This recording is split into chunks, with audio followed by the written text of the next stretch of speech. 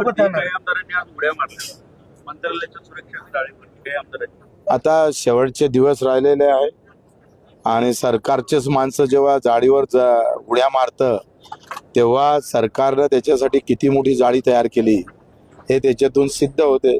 सरकारचाच आमदार जर जाळीवर उडी मारत असेल आणि आता दुसऱ्याला आमच्या आरक्षणात घुसू नका असं सांगत असेल तर तुम्हाला माहीत असेल ही जागतिक पॉलिसी आहे का देश गरीब ठेवण्यासाठी दोन कारणं महत्त्वाची असतात.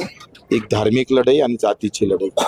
ज्या ज्या देशामध्ये धार्मिक आणि जातीची लढाई आहे किंवा वर्णाची लढाई आहे ते देश मागं राहिलेले आहे. चायना समोर जाण्याचं कारणच आहे तिथं वर्ण लढाई कमी आहे आणि जात धर्माची लढाई कमी आहे.